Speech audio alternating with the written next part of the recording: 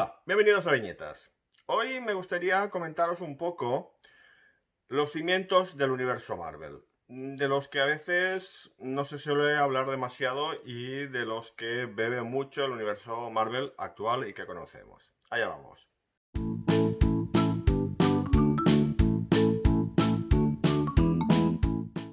Los temas de mis vídeos suelen ser un poco caóticos porque yo me dejo llevar un poco por lo que estoy leyendo en ese momento o por lo que me apetece o por lo que me encuentro coleccionando o haciendo listados o cosas de estas, ¿no? Entonces yo soy un poco así. Entonces, hace un par de meses, una noche me apetecía leer algo así facilito, historias cortas y muchas complicaciones, y me puse a leer el segundo, el primero ya lo había leído, de la recopilación de las historias de Steve Ditko y Stan Lee para las antologías de tipo fantástico de Marvel, ¿no? El Tales of Suspense, Tales of Astonis, etcétera, etcétera. Y esto hizo que empezase a investigar un poco todas estas historias, hacerme listados de las historias que tengo, de las que no tengo, porque hay historias que las tengo en Marvel Masterworks, otras que las tengo aquí, otras que no sé qué, ver qué tenía, que me faltaba de las historias de Ditko y de Kirby, etc. Bueno, mientras estaba liado con todo esto, me pillé este libro de Fantagraphics, La historia secreta de los cómics Marvel, escrita por J. Michael Vassallo, que es un chalao de los cómics de la Atlas, y por Blake Bell, ¿no? Está escrito a medias. Y es un libro que está muy bien porque está documentado, es decir, no se han dedicado a coger entrevistas donde la gente cuenta cosas o han dicho lo que les conviene más, etcétera, sino que lo que han hecho fue, lo que hicieron fue ir a hemerotecas y empezar a sacar registros y empezar a sacar cosas. Y salen cosas muy interesantes, ¿no? Por ejemplo, que Martin Goodman, el propietario, el fundador de lo que después vendría a ser Marvel, en realidad se llamaba Moses y era un tío bastante más mafias de lo que nos podemos imaginar. Porque, por ejemplo, tenía 81 empresas, de forma que lo que hacía es que si en un momento dado una colección, las colecciones las iba sacando diferentes empresas, si algunas colecciones flojeaban, hacía que las deudas de esa compañía, el principal acreedor fuera otra de sus propias compañías, así que quedaba todo en casa, no podía, quedaba justificado no pagar a autores o cosas así, y en fin, cosas, en fin, muchas triquiñuelas, ¿no? Incluso, por ejemplo, tenía una oficina que estaba hacia la esquina y tenía dos entradas, entonces según qué empresas tenían una, como dirección oficial, una de las entradas y según qué empresas tenían la otra entrada, cuando en realidad siempre era la misma, ¿no? En fin, es muy interesante contar todas estas, esta forma de trabajar que tenía Goodman, que él decía que él no estaba interesado en crear nuevos caminos y lo que le interesaba era chupar rueda en los caminos que sabía que iban a funcionar durante el tiempo que funcionasen y después a otra cosa mariposa, ¿no? En fin, era un poco la forma de trabajar. Bueno, con todo este lío de mirarme estas historias y tal, empecé a caer en una serie de cosas o descubrir cosas que no sabía, ¿no? Vamos a ver, posiblemente el punto de inflexión de Marvel fue un poco el regreso de Jack Kirby a Marvel. El regreso de Kirby vino un poco dado por mala suerte, porque el dibujante estrella en esos momentos, en los años 50, de Marvel, era Joe Manili. Joe Manili es el dibujante del primer número de Zarpa Amarilla, de la colección de El Caballero Negro, que ve en esos momentos, un personaje así medieval, etc. Pero murió en un accidente cayendo de un tren y tal, y eso obligó que tuvieran que ir a buscar nuevos autores, que fue el momento en que Kirby volvió, ¿no? Kirby volvió en el 56 a Marvel, después de muchos años de no haber querido colaborar con ellos, ¿no? Porque cuando crearon el Capitán América, Kirby y Joe Simon hicieron un acuerdo verbal con Martin Goodman, según el cual, a partir de cierto número de ventas, pues ellos iban a cobrar unos royalties, etc. Pero ¿qué pasó? Que, como fue verbal, después Goodman hizo lo que le dio la gana. ¿Y qué hizo? Hizo lo de siempre. Hizo que gastos de otras de sus empresas fueran a la empresa que estaba publicando el Capitán América. De forma que, teóricamente, la colección no daba demasiados beneficios. Cuando se enteraron Kirby y Simon, pues cogieron la puerta y se fueron. Pero en el año 56, por una serie de circunstancias, Kirby vuelve a Marvel. El 57 no publica nada porque tenían mucho material acumulado en Marvel, porque habían tenido problemas de distribución, habían tenido que reducir colecciones, entonces tenían mucho material preparado, entonces el 57 tiraron de archivo. El 58 fue el año en que Kirby volvió a colaborar otra vez y estaban allí con Stan Lee haciendo historias fantásticas, sobre todo historias de monstruos, ¿no? Monstruos así con nombres como muy sonoros y muy potentes que más o menos todo el mundo se acuerda de estos personajes, ¿no? Esto duró bastante tiempo, o sea, estuvo 3 años más o menos Kirby y Lee Stan Lee haciendo este tipo de historias. Y este tipo de historias son fundamentales para entender el primer número de los Juegos Fantásticos. Si tú coges el primer número de los Juegos Fantásticos, los ojos se te van al centro y se te van al monstruo. Es el monstruo, no son los personajes con poderes y que ves muy pequeñitos y que te fijas después. Lo primero que ves es el monstruo, ¿no? Esto es bastante claro que iban siguiendo un camino que ya llevaban realizando desde hacía varios años, ¿no? Si después uno coge el segundo número de los Juegos Fantásticos, ¿qué tenemos? Tenemos una historia con extraterrestres, con una invasión extraterrestre, con personajes que cambian de forma. Y había habido historias sobre este tema también en estos años anteriores, ¿no?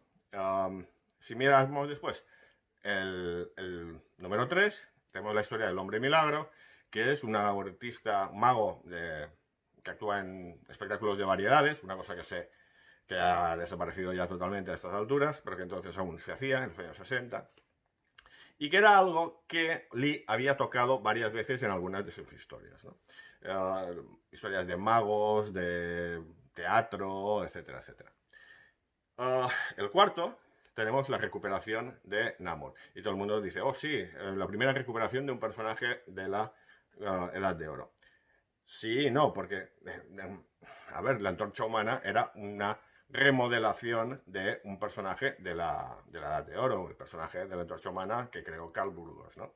Es decir, y también podemos discutir mucho sobre si los Juegos Fantásticos eran una versión superheroica de los Challengers of the Unknown, los temerarios, o no sé cómo los han llegado a llamar ya.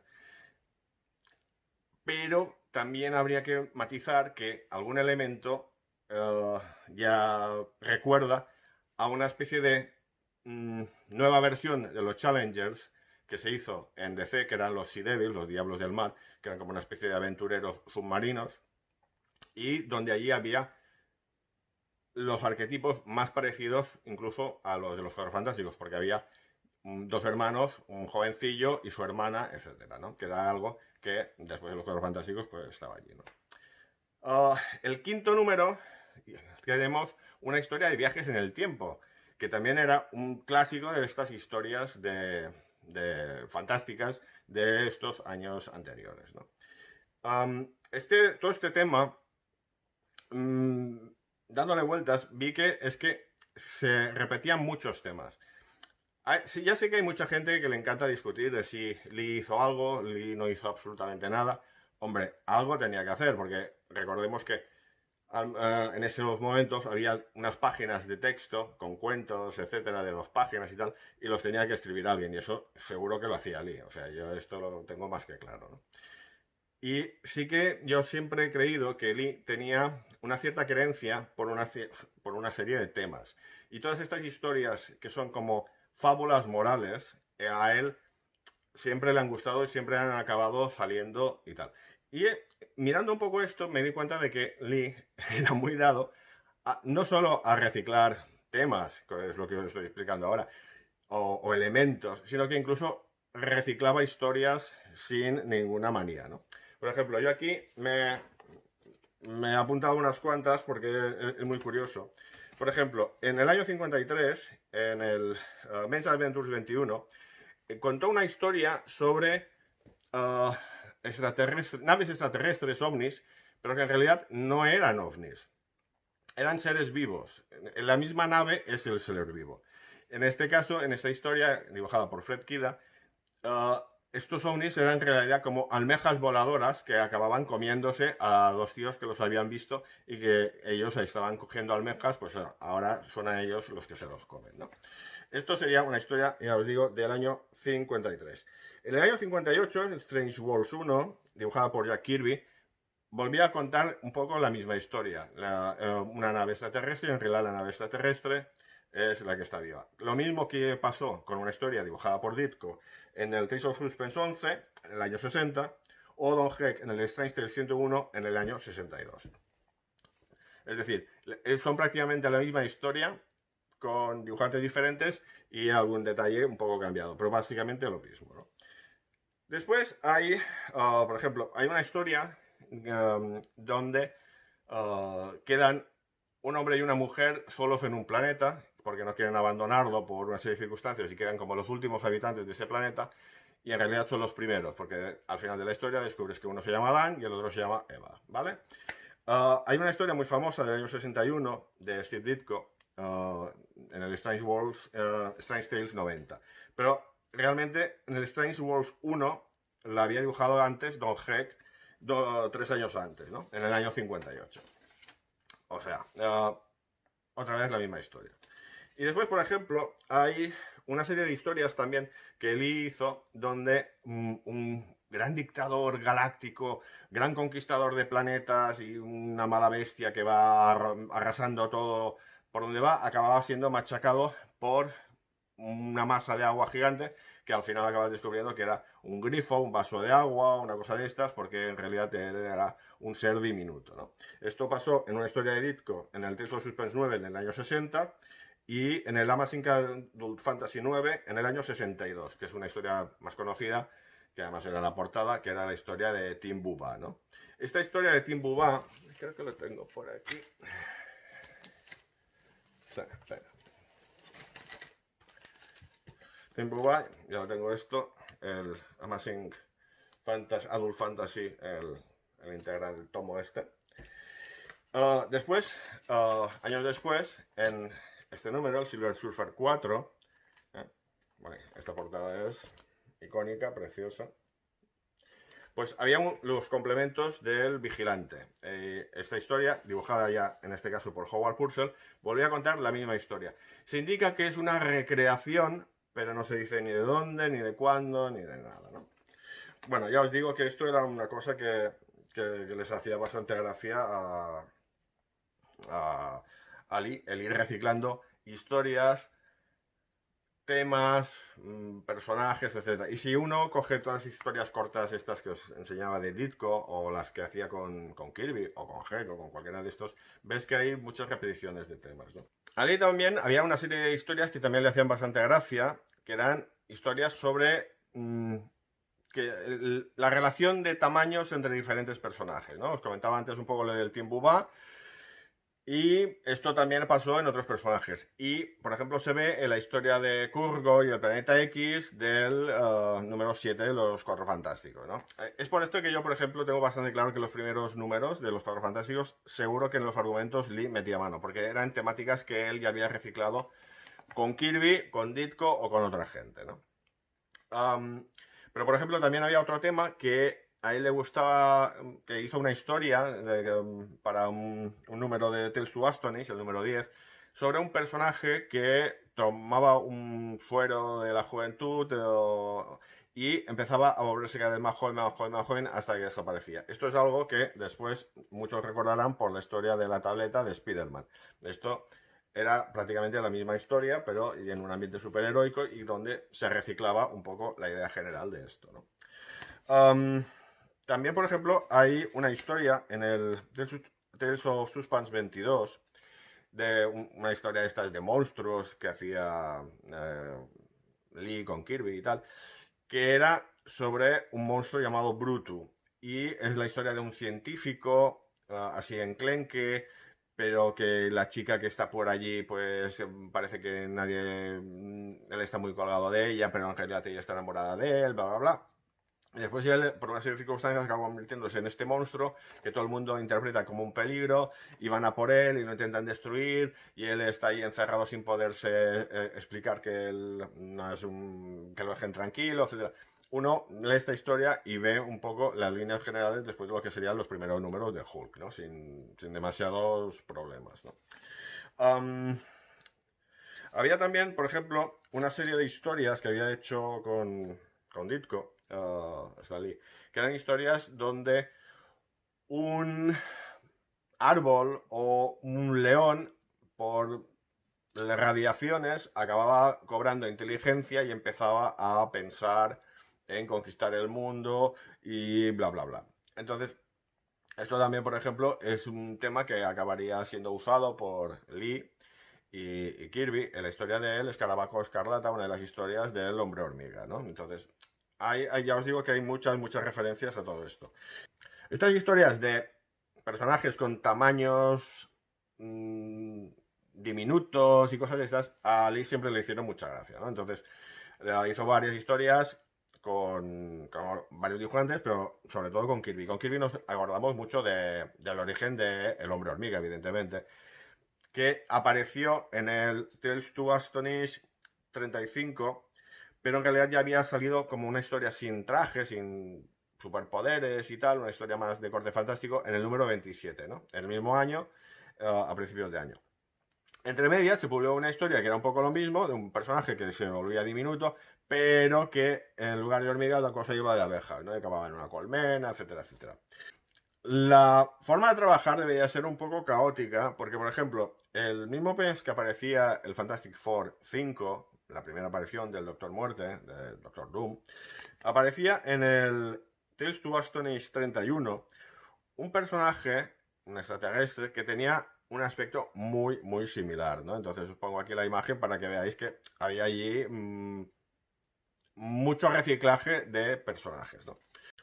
Una mención, en el segundo número de Spider-Man también había una historia de extraterrestres, la historia del Remendón, del Tinkerer o como lo queráis llamar, era una historia de extraterrestres como lo fue el segundo número de los 4F, ¿no? Era un poco las aguas en las que se sabía mover la editorial en ese momento.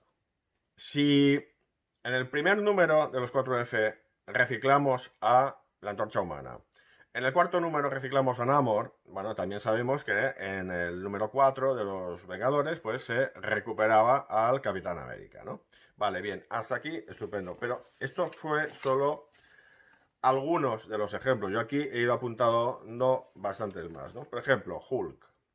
Hulk, sí vale la masa, o como lo queráis llamar, el personaje conocido, pero ya había habido un personaje en el Journey into Mystery 62 que ya se llamaba Hulk, ¿no? Después tenemos, en los X-Men aparecía Khazar, ¿vale? Una especie de Tarzán entre dinosaurios en la Tierra Salvaje y tal.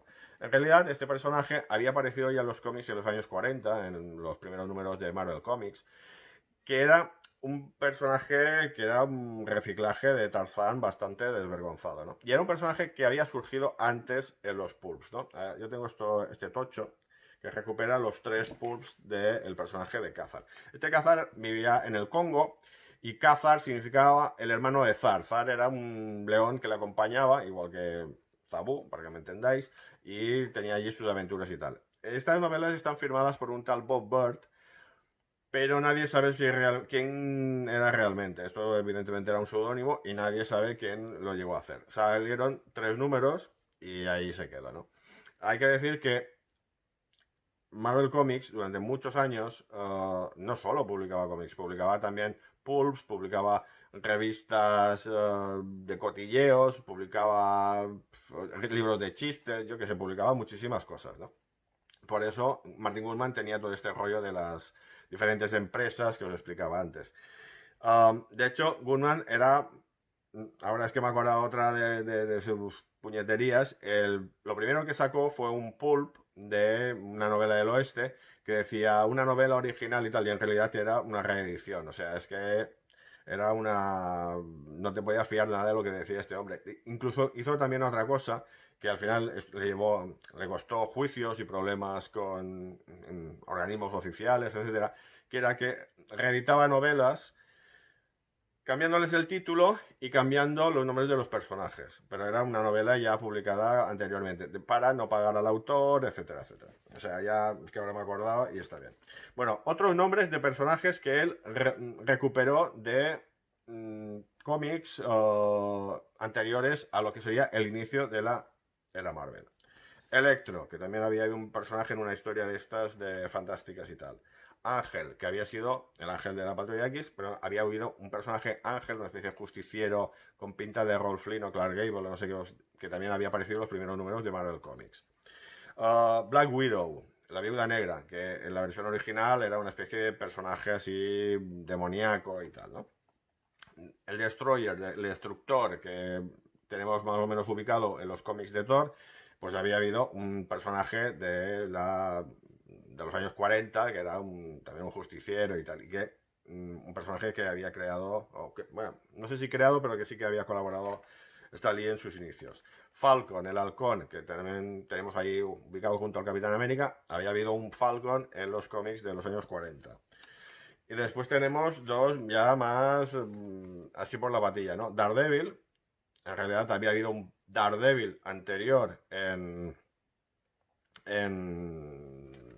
de otra editorial, que llevaba un traje así como de colores de azul y rojo, no sé qué. Y evidentemente el Capitán Marvel, ¿no? El Capitán Marvel, que tenemos aquí la versión marveliana, pero que había habido el gran personaje de Shazam. Y entre medias había habido también otro personaje por allí suelto, que era una especie de personaje muy estrambótico que se podía soltar sus partes de sus extremidades, allí un brazo por aquí, una mano por allá, en fin, sí, sus partes, sí. Bueno, esto por aquí, venga, más. Después había habido... también podremos comentar que había habido, igual que os decía, la historia esta de Hulk, de Bruto, que era como una especie como de precalentamiento antes de la creación de Hulk. También se podría decir lo mismo del Doctor Extraño, ¿no? Porque había habido el personaje del Doctor Doom, que se había publicado en las historias, en algunas historias del Amazing Adult Fantasy, o Amazing Fantasy, o Amazing Adventures, ya es que ya me lío con todo esto. Porque le cambiaron el nombre a la colección 3 veces. Y allí este personaje era una especie de Doctor Extraño antes del Doctor Extraño, mucho más serio y menos, con un aspecto menos atractivo como héroe, y que después, años después, se recuperaría cambiándole el nombre al Doctor Druida, ¿no? Vale. Después, Zemu. O sea, nos acordamos del varón Zemo, pero Zemus hubo varios. Aparecieron en una historia del Doctor Doom, en diferentes historias de Tales of Suspense, en una historia de Strange Tales de la Antorcha Humana. O sea, ya le gustaba el sonido este. Aunque posiblemente en recuperación de personajes, de nombres de personajes, a mí el que más gracia me ha hecho siempre es el del Strange Tales 97, con fecha de portada de junio del 62, 3 meses antes del Amazing Fantasy XV, donde aparecía una historia de una sirena dibujada por Ditko, y que era cuidada por dos tíos, que uno se llamaba tío Ben y otro la tía May. O sea, allí ya os digo que aquí se reciclaba todo, ¿no? Aparte de estas historias de monstruos que os comentaba y tal, Marvel también durante muchísimos años publicó cómics del oeste, ¿no? Cómics de westerns. Y partes de estos cómics después serían reutilizados con el tiempo por Marvel en otras colecciones. Por ejemplo, antes, como un año antes de que se publicase el Amazing Spider-Man 20, la primera aparición del Escorpión, ya había salido un villano llamado Escorpión en un número de Kid Colt, el 115. Un personaje diferente, pero el nombre era exactamente el mismo. Y el guionista también, era Stan Lee. El dibujante era Jack Keller en este caso, ¿no? Pero el guionista era el mismo. Y algo parecido pasa con un personaje que se llama Panzer, que apareció en el Two Gun Kit 77 de Dos Pistolas Kit en septiembre del 65, prácticamente un año antes de que se publicase el Fantastic Four 52. Los autores eran Al Harley y Dick Ayers, y su aspecto recuerda muchísimo al de Pantera Negra. Es cierto que no tiene nada que ver con el personaje y es un personaje africano o de raza negra y tal, nada que ver, ¿no? Pero sí que el nombre y el aspecto sí que lo recuerdan mucho, ¿no?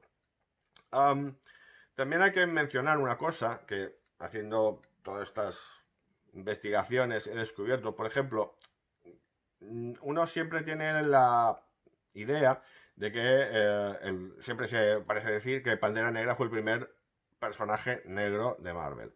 En realidad no, fue el primer superhéroe. Porque después piensas, no, antes había salido uno de los comandos aulladores en la colección del Sargento Furia, Gabe Jones, que era negro, entonces no era el primero. Pero después cuando te pones a investigar, por ejemplo, descubres que en una colección de estas de aventuras en la selva, que se llamaba Jungle Tales, había cada número llevaba como 4 historias. Una de las historias está protagonizada por Waku, que era el jefe de una tribu africana, así heroico y noble, etcétera, etcétera, y que era un personaje negro, evidentemente. Entonces se ve que no era algo que surgiese de la nada, ¿no? Más cosas. Toda esta recuperación de nombres y o personajes anteriores al Fantastic Four número 1, de personajes de los años 40, 50, etcétera. Esto lo hizo también muchísimo Roy Thomas. Roy Thomas ya sabemos que es un gran aficionado. Es posiblemente el primer aficionado que acaba siendo profesional. Que él quiere hacer cómics porque le gustan los cómics. No obligado por las circunstancias o porque, bueno, estoy haciendo cómics pero me gustaría hacer tiras de prensa. O estoy en esto pues porque la vida me ha llevado a esto, ¿no? Entonces, él hizo muchas recuperaciones de nombres de personajes, haciendo versiones modernas de algunos de ellos y algunas veces relacionándolo con el personaje anterior, ¿no? Tenemos al Caballero Negro. El Caballero Negro nos lo presentó en los Vengadores y con el tiempo acababas descubriendo que era descendiente del Caballero Negro que había tenido la colección de los años 50, la que dibujó Joe Mannielly, ¿no? Tenemos la Visión. La Visión también recuperaba el nombre de un personaje que se había publicado en los años 40. En la guerra Kree-Skrull, Roy Thomas se ponía en plan fan total y recuperaba en un momento a Ángel, a Blazing Skull, The Fiend y otros muchos personajes, ¿no? Pero sobre todo, o sea, también, por ejemplo, en Submariner, bueno, hoy me he sacado 4 tebeos, porque si tengo que empezar a sacar todos los tebeos que voy a ir inventando, esto va a ser después un follón y paso. Bueno, aquí tenemos este número de Submariner que recuperaba a Red Raven, ¿no? El Cuervo Rojo, otro personaje de los años 40. Y, por ejemplo, aquí, en este número de Submariner, también, pues aquí recuperaba a Toro, el compañero de la Antorcha Humana. La Antorcha Humana original también fue recuperada en un anual de los Cuatro Fantásticos por Jack Kirby y Stan Lee, ¿no? Pero Stan Lee, Thomas, aparte de coger, por ejemplo, a Marvel Boy, que era también un personaje de los años 50, y meterlo en los Cuatro Fantásticos, etcétera, donde recuperó muchísimos personajes o hizo versiones de personajes de la competencia, pero también personajes clásicos, fue en la colección de los Invasores, ¿no? O sea, igual que hizo el Escuadrón Siniestro / Supremo en Los Vengadores, que eran versiones de personajes de la DC, Superman, Batman, Flash, Green Lantern y posteriormente otros personajes, Atom, Hombre Halcón, etcétera, etcétera. Aquí en Los Invasores hizo un poco lo mismo, ¿no? Por ejemplo, yo os voy enseñando algunos y os voy comentando. Aquí, Masterman, que era el Superman nazi. Aquí tenemos el Barón Sangre, que era un personaje inspirado en Batman. Y era un Batman, vampiro y nazi. Tenemos aquí Warrior Woman, las mismas iniciales que Wonder Woman, que era así, en lugar de llevar un lazo, llevaba un látigo, así, dominatrix total. Aquí tenemos a Human, que es el Aquaman nazi. Y, por ejemplo, aquí tenemos a Scarlet Scarab, que era el Blue Beetle.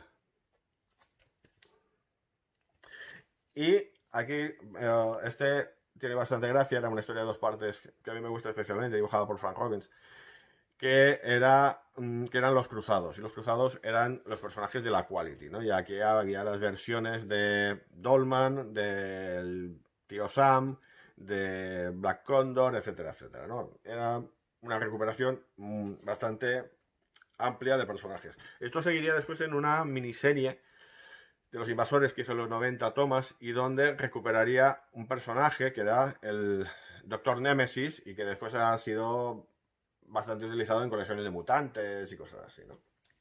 Todos estos homenajes a otras editoriales, otros personajes, etcétera, etcétera, no solo lo ha hecho Thomas, lo ha hecho otra gente, ¿no? Pero aquí hay un par que yo creo que tiene bastante gracia. Una sería la historia esta de Amazing Spider-Man, que era un homenaje, este es el número 108, esto era el secreto de Flash Thompson, más o menos, que esto es una historia donde está llena de homenajes a Terry y los Piratas, porque Romita es un flipado de Caniff y entonces quería hacer su homenaje a Terry y los Piratas.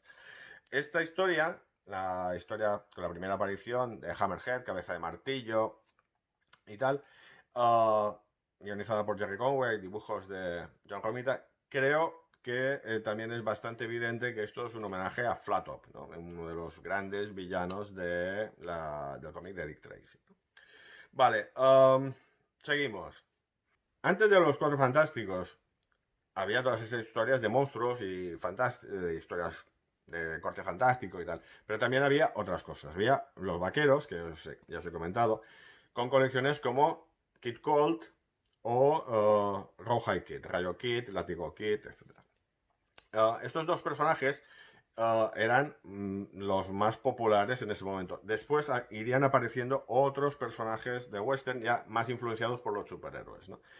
Pero estas historias, todos estos personajes, los de antes, Kid Colt y Rawhide Kid, y los de después, Dos Pistolas Kid, acabaron siendo introducidos en el universo Marvel tradicional en los años 70 de la mano de Steve Englehart, ¿no? Steve Englehart cogió a estos personajes y hizo que los Vengadores viajasen en el tiempo, se encontrasen con estos personajes, algunos, como los pistolas, después vendrían a nuestro tiempo, etcétera, etcétera. Entonces era una forma de decir lo que todos esos personajes también son universo Marvel.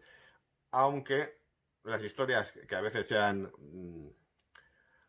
mencionado o se han recuperado con posterioridad eran anteriores a la aparición del Fantastic Four número 1, ¿no? Es decir, el universo Marvel no nace con el Fantastic Four número 1. Creo que debería quedar un poco claro esto a estas alturas. Englehart hizo también una cosa muy, muy divertida en las historias de la bestia, que después continuaría en Los Vengadores, que era coger a dos personajes que se habían publicado desde los años 40, sin interrupción hasta el año 67 más o menos.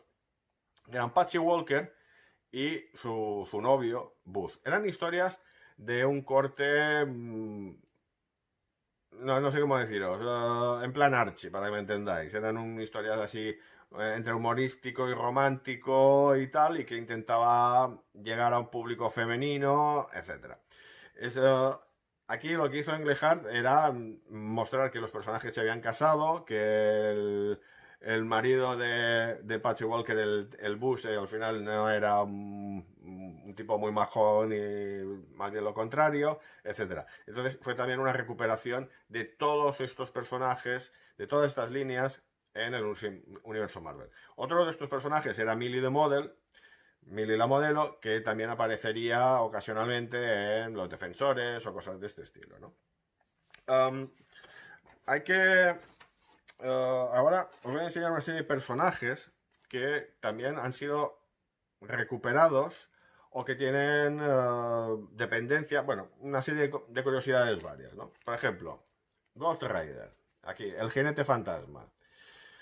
Ghost Rider, evidentemente, después el nombre pues, ha sido utilizado para otros personajes, ¿no? El motorista fantasma, el piloto fantasma, pero siempre es Ghost Rider, el que pilota, ¿no? El que manda, fantasma. En realidad esto era una recuperación de un personaje anterior de otra editorial que había dibujado el mismo dibujante, Dick Ayers, y que Marvel en ese momento pensaba que estaba en dominio público y lo fueron a registrar corriendo. Después, de hecho, ganó premios al western más popular de ese momento y la colección la cerraron un poco en plan hachazo, tuvieron que acabar cambiando cosas y acabando sus tramas años después en otra colección western, etcétera, y da la impresión de que no estaba tan en el dominio público y se ve que tuvieron que negociar un poco la compra de los derechos y entonces quedó la cosa un poco en stand-by bastante tiempo, ¿no? Esto es un personaje que no hubiera salido sin la existencia de este personaje de la otra editorial, ¿no? Por cierto que había portadas muy bonitas de Fracheta en ese momento, ¿no? Estos cómics, los antiguos, eso sí que ahora ya están en dominio público y hace años salieron unos cuantos cambiando el nombre a Haunted Horseman, el jinete encantado. Y creo que últimamente ya he visto tomos publicando este material, ¿no? De una editorial que se dedica a esto, a recuperar personajes que están en dominio público y que nadie lo quiere editar, etc. Después, personajes de estos monstruosos que habían hecho Lee Kirby, bastantes fueron recuperados con el tiempo, ¿no? Por ejemplo, It. Esto era un personaje llamado Colossus, que había aparecido en 2 números de Tales of Suspense y que aquí pues se recuperaba y se le intentó dar una colección propia dentro de Astonishing Tales. Lo que pasa es que no debió de ser un gran éxito y a los 4 números la cosa se cortó, ¿no? En la colección esta de It se recuperó el muy popular Fin Fang Foom, uno de los monstruos más famosos en su momento y que desde entonces pues ha aparecido de forma directa o indirecta en colecciones como Iron Man o la etapa de Thor de Walter Simonson, ¿no? Más personajes de estos que se recuperaron. En este anual de Hulk, por ejemplo, pues tenemos a Goom, Tabú, Diablo. Diablo nada que ver con el Diablo de los Cuatro Fantásticos, ya os digo que se recuperaban nombres. Blip, y el muy popular ahora por las películas de los Guardianes de la Galaxia, Groot, ¿no? También aparecía aquí el Hulk original, que después le habían cambiado el nombre a Shemnu el Titán. Pero bueno, es este de aquí, este es el Hulk original. Después, una historia de una invasión de unos seres que eran como sombras y tal, pues se recuperaría en este número de Hulk, después también se recuperaría en un número de los campeones, etc.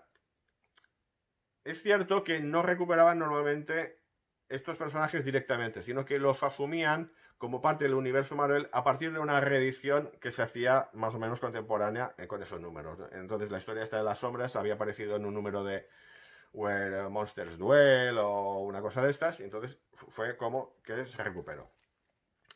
Este tiene bastante más gracia. En un número de Weird Wonder Tales se recuperaron 3 personajes, bueno, se reeditaron 3 personajes, y estos 3 personajes después Steven Glehart los convertiría en un grupo de supervillanos llamados los Headmen, los hombres cabeza o los jefes, como lo quieras llamar, en la colección de los Defensores, unos personajes bastante estrambóticos. También hay que mencionar que, por ejemplo, el Master Khan, que era uno de los personajes de la colección de Puño de Hierro, había aparecido un personaje con ese mismo aspecto y ese mismo nombre en una historia de Ditko publicada en el Strange Tales 77, ¿no? Entonces es también curioso que uno no sabe si es un homenaje o es el mismo personaje o qué. Sí, esto ya son cosas que quedan un poco a gusto del consumidor. También hay personajes que se han recolocado con un poco de retrocontinuidad, si queréis decir. Por ejemplo, teníamos este personaje que era Bluestone, que era aquí en esta primera aparición, en Marvel Presents 1, que era una especie de cazador de monstruos inmortal, que con el tiempo, en colecciones como esta, Marvel Universe, en esta saga, etcétera, donde luchaba contra Gorgilla, otro de estos monstruos famosos de Kirby y tal, se nos contaba que el personaje que se había enfrentado a algún personaje concreto, algún monstruo concreto, como el diablo este que os enseñaba antes de la historia de Hulk, o Grotu, el personaje que descubría cómo hacerlo en realidad era Bluestone. Y eso se nos decía un poco a todo lo pasado, ¿no? Entonces, esto era una forma de seguir integrando o integrar más todos estos personajes que habían surgido antes de los Cuatro Fantásticos. Hay que mencionar también que hay personajes otros personajes que también han sido asumidos después en el universo Marvel, sería Zarpa Amarilla, ¿no? Zarpa Amarilla era un personaje a lo Fu Manchu que empezó Joe Manil en el primer número, y después, creo que porque se murió ya, los otros 3 números de la colección, porque duró 4, pues cada número tenía un autor distinto. Uno lo hizo Kirby, otro lo hizo no sé quién, pero al final cerró. Aparte de Zarpa Amarilla, allí el héroe de la colección era Jimmy Woo, que después tanto Zarpa Amarilla como Jimmy Woo serían asumidos en el universo Marvel vía la etapa de Steranko en Nick Furia, ¿no? Y después Zarpa Amarilla pues ha tenido 40.000 apariciones con los Vengadores, con el Capitán América y con lo que queráis. Y Jimmy Woo pues ha acabado siendo parte de los agentes de Atlas, etcétera, etcétera, ¿no? Aparte de que nos lo metió también en el universo Marvel, ¿no? Pero bueno, cinematográfico, pero bueno, eso es otro tema. Después, ¿qué más? Otros personajes clásicos de los años 40 y que de los que no se acordaba nadie, eran muchos de los que después fueron asumidos en la maxiserie de los 12, de The 12, de Straczynski y Chris Weston, ¿no? Allí está plagado de estos personajes muy olvidados, personajes un poco de derribo a veces, muy pulps, y que pues se construyó esta historia, ¿no? Y así, uno de los últimos que yo me he fijado que han recuperado es Dakor, que era un personaje, una especie de Mandrake, pero de alquiler, es decir, él solo trabajaba participaba en casos si se le pagaba y si le pagaba muy bien, si no, no quería hacer nada, y que fue recuperado en la etapa de Fraction y Allred de FF, ¿no? Una recuperación un poco sorprendente porque no creo que hubiera nadie solicitando la recuperación de este personaje, pero bueno, sí, salió, ¿no?